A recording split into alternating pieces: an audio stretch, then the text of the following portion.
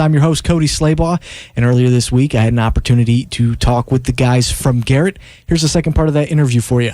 Welcome back to North Coast Licks. Still in studio with me, we have the guys from Garot, Dave, Phil, John, and Brian. And guys, when we left, we were kind of getting into some more individual questions, just some background about yourself.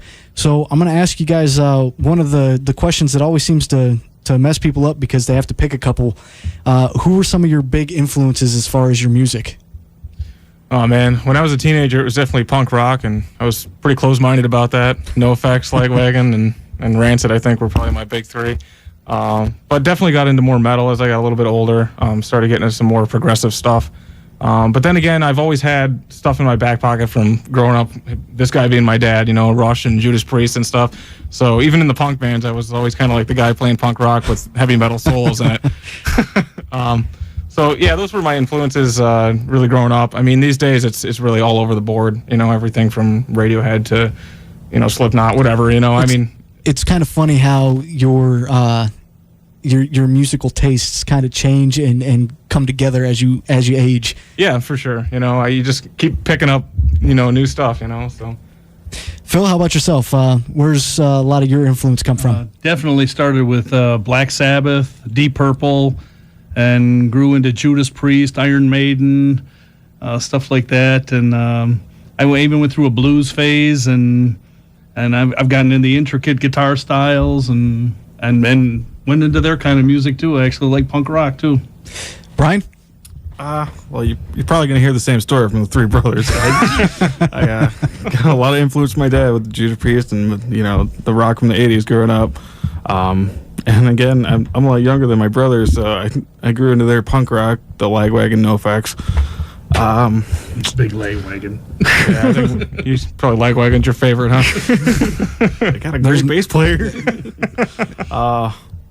I'm Falling really, Apart is honestly one of my favorite songs, so. Yeah. Awesome. Still, nowadays I really love Avenged Sevenfold. They're one of my favorite bands. I agree with that, yeah. Mm-hmm. Geddy Lee at Rush, he's one of my idols, man. Dude is sick on a bass. That's really it. I'll hand it over to John. John, how about yourself? Pretty much the same story as Dave and Brian. And today, when I play something on my iPod, 3/4 of the time it's one of my metal bands. It's either Slipknot or Machine Head, or sometimes Mastodon, or some of the older stuff. But my biggest influences for the style that I play, my first influence when I was a teenager was 311, and I would say over the last 7 or 8 years it's been Avenged Sevenfold. That's the style of drumming that I kind of gravitated towards. And when I heard Avenged Sevenfold for the first time, I said that's the drummer I want to be. So that's that. I mean, and then playing in this band, I don't really have a style. I sit down behind the drums and whatever comes to me just comes to me. It doesn't matter what it is. You name it, I've got it in my iPod. I'll take any music over nothing. Yeah, I would definitely agree with that. And for anybody out there that's wondering, if you ever interview the Garots or want to know what music they're into, 80s, punk, and metal, there you go. It's covered. We'll give you the long answer, but yeah. Anything else going on for you guys besides the CD, any bands you're in? I know, Dave, you had mentioned a cover band that you're in. Yeah, actually, me and Brian. We do that. We're pretty active. We've got a lot of shows coming up. I do a lot of solo stuff. Like my dad mentioned, I've got a studio at home. So, when the kids aren't screaming, or if I've got time to sneak in there, I'll record some solo stuff. I get together with some of the guys from AFO. Every once in a while. We just did a reunion show not too long ago for our good buddy Todd Ankrum, who passed last year. I'm always around. I'm always doing something. Phil, you got anything going on? I know you're retired. Are you just sitting at home jamming? I'm just a retired grandpa with grandkids and my own kids. And when I get a song written, I call these guys up and I say, I'm ready. Let's get in the studio. How about yourself, Brian? I'm just doing the High Horse gig with Dave mostly. I mean, I have a lot of friends that play, so I'm always down to jam whenever they call me. But other than that, it's mostly just doing the cover band. John?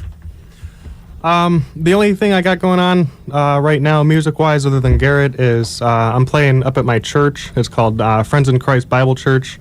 I play the drums, and I switch off and on with singing.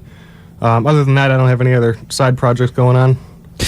All right, I'm gonna ask you guys another tough one here. What gear do you guys use, and do you have any favorite instruments or makers? Well, I've got a Les Paul that I've had for about 12 years now. That's really my baby. I've got a Marshall half stack that was actually my dad's, and when I started playing on when I was 8, and he's got a Gibson Flying V that he'll kind of let me use too. So not a lot of 8-year-olds walking around with a Marshall and a Gibson Flying V, but yeah, I'm pretty good fan of those two brands, I'd say.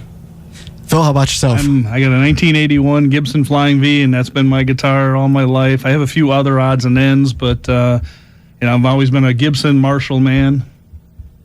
Brian?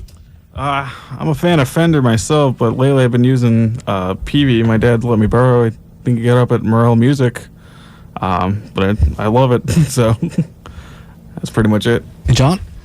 I have 2 Yamaha electric drum sets, and I have them combined to make one big drum set.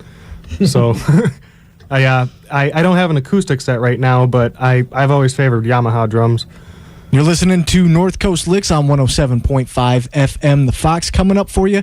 A couple North Coast classics from some local bands, Second Sunday and American Noise on 107.5 FM. The Fox.